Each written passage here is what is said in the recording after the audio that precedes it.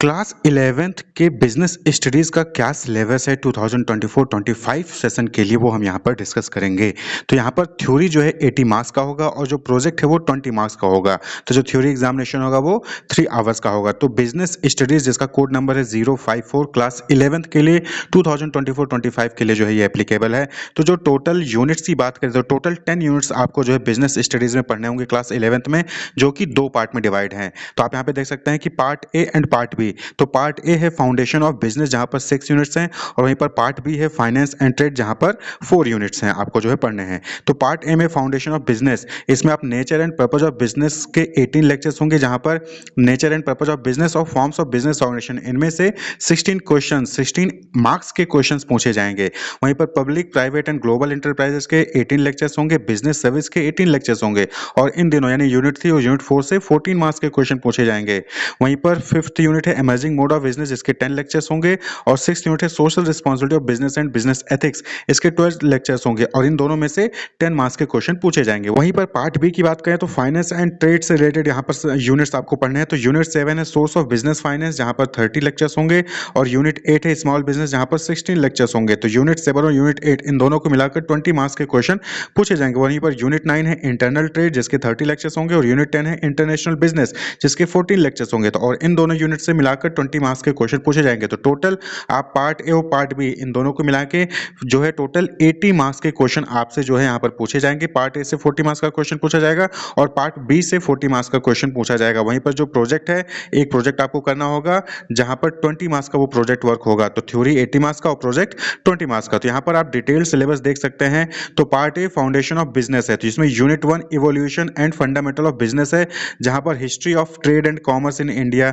यानी कि इंडिया में ट्रेड और कॉमर्स के लेकर क्या हिस्ट्री है वो आपको पढ़ना है। Indigenous banking system, rise of intermediates, transport, trading communities, merchant corporation, major trade centres, major import and exports, position of Indian subcontinent in the world economy, business का क्या मतलब होता है, उसकी मीनिंग, कैरेक्टरिस्टिक्स, बिजनेस प्रोफेशन और employment का क्या concept है, इनके बीच में क्या डिफरेंस है वो आपको पढ़ना होगा। बिजनेस के ऑब्जेक्टिव्स क्या हैं, बिजनेस एक्टिविटीज को कैसे क्लासीफाई किया गया है इंडस्ट्री और कॉमर्स में, इंडस्ट्री के कितने टाइप्स हैं, प्राइमरी सेकेंडरी टर्सरी इंडस्ट्री क्या होती है, मीनिंग क्या है, सब ग्रुप्स कौन से हैं, कॉमर्स और ट्रेड के बारे में यहाँ पर आपको जो है पढ़ाया जाएगा। उसके बाद बिजनेस रिस्क क्या है, उसका कॉन्सेप्ट और कौन कौन से बिजनेसेस होते हैं वो आपको पढ़ना होगा यूनिट 1 में। वहीं पर यूनिट 2 है फॉर्म्स ऑफ बिजनेस ऑर्गेनाइजेशन, यानी कि टाइप ऑफ बिजनेस ऑर्गेनाइजेशन, किस टाइप के ऑर्गेनाइजेशन होते हैं बिजनेस के। तो यहाँ पर सोल प्रोप्राइटरशिप जो है आपको पढ़ना है, जिसके उसके कॉन्सेप्ट, उसके मेरिट, उसके लिमिटेशन। देन पार्टनरशिप जो है दूसरा फॉर्म है, उसका कॉन्सेप्ट, उसके टाइप, मेरिट, लिमिटेशन, रजिस्ट्रेशन कैसे होता है पार्टनरशिप का, पार्टनरशिप डीड क्या होता है, टाइप ऑफ पार्टनर्स कितने होते हैं, ये आपको जो है पढ़ना है। Then Hindu undivided family business का कॉन्सेप्ट, देन कोऑपरेटिव सोसाइटी का concept, merit and limitation, then company क्या है उसका मीनिंग, उसकी मेरिट, लिमिटेशंस, उसके टाइप्स, प्राइवेट, पब्लिक और 1 पर्सन कंपनी का कॉन्सेप्ट आपको पढ़ना है। Then formation of company, company कैसे फॉर्म होती है, उसके क्या स्टेजेस हैं, उसके इंपॉर्टेंट डॉक्यूमेंट्स कौन कौन से हैं वो आपको देखना है। Then choice of form of business organisation, यानी कि एक पर्सन अगर कोई बिजनेस रन करना चाहता है तो वो कौन से जो है फॉर्म ऑफ बिजनेस को सिलेक्ट कर सकता है। तो ये सारे टॉपिक्स जो है आपको यूनिट 2 में पढ़ना है। वहीं पर यूनिट 3 है public private and global enterprise. तो पब्लिक सेक्टर और प्राइवेट सेक्टर इंटरप्राइज क्या होता है उसका concept, forms of public sector enterprises जैसे कि departmental undertaking, strategic corporation, government company. Then global enterprises, उसके features, joint venture, public private partnership, उसका कॉन्सेप्ट, ये जो है यूनिट 3 में पढ़ना है। देन यूनिट 4 है बिजनेस सर्विसेज। तो बिजनेस सर्विसेज का मीनिंग क्या है, टाइप्स क्या है, बैंकिंग क्या होती है, type of bank account, saving, current, recurring, fix deposit, multiple option deposit account, ये different type of bank account आपको पढ़ना है। देन बैंकिंग सर्विसेज से रिलेटेड चीजें आपको पढ़नी है जैसे bank draft, bank overdraft, cash credit क्या होता है, ई बैंकिंग क्या चीजें हैं, क्या है टाइप ऑफ डिजिटल पेमेंट्स क्या क्या है, इंश्योरेंस क्या होता है, उसके क्या प्रिंसिपल्स हैं, life insurance, health insurance, fire insurance, marine insurance का कॉन्सेप्ट आपको जो यहाँ पर पढ़ना पड़ेगा। और इसी के साथ पोस्टल सर्विसेज जो है, तो पोस्टल सर्विसेज जैसे कि आपके जो इंडियन पोस्ट ऑफिस होते हैं वहां पर mail, registered post, parcel, speed post, courier, ये क्या है, कैसे होता है, क्या प्रोसेस है, वो सारी चीजें आपको जो यहाँ पर पढ़ने होंगे। फिर यूनिट 5 है इमर्जिंग मोड ऑफ बिजनेस, यानी कि नए मोड ऑफ बिजनेस कौन कौन से हैं। तो ई बिजनेस का कॉन्सेप्ट आपको यहाँ पर पढ़ना होगा, उसके क्या स्कोप है, उसके क्या बेनिफिट है। देन यूनिट 6 है social responsibility of business and business ethics. तो यहाँ पर क्या होता है कि जो बिजनेस ऑर्गेनाइजेशन रन करती हैं उनके कुछ सोशल रिस्पॉन्सिबिलिटीज होती हैं और उनके कुछ एथिक्स भी होते हैं, तो उसके बारे में भी जो है आपको यूनिट 6 में पढ़ना है। तो सोशल रिस्पॉन्सिबिलिटी क्या होता है, क्या केसेस हैं सोशल रिस्पॉन्सिबिलिटी के, रिस्पॉन्सिबिलिटी, ऑनर की तरफ क्या है, इन्वेस्टर्स की तरफ क्या है, कंज्यूमर्स की तरफ क्या है, एम्प्लॉयज के लिए क्या है, गवर्नमेंट के लिए क्या है, कम्युनिटी के लिए क्या है, बिजनेस ऑर्गेनाइजेशन की रिस्पॉन्सिबिलिटी वो आपको जो है पढ़ना है। बिजनेस का रोल क्या है एनवायरमेंटल को प्रोटेक्ट करने के लिए, एनवायरमेंट को प्रोटेक्ट करने के लिए बिजनेस का क्या रोल है, और वहीं पर बिजनेस एथिक्स क्या होता है, उसका कॉन्सेप्ट, उसके एलिमेंट आपको जो यूनिट 6 में पढ़ने हैं। तो ये जो है पार्ट ए है। वहीं पर पार्ट बी में फाइनेंस एंड ट्रेड से रिलेटेड जो है आपको यहाँ पर टॉपिक्स पढ़ने होंगे। तो यूनिट 7 है सोर्स ऑफ बिजनेस फाइनेंस, यानी कि बिजनेस को रन करने के लिए आपके पास फाइनेंस कहाँ से आता है, पैसा कहाँ से आएगा।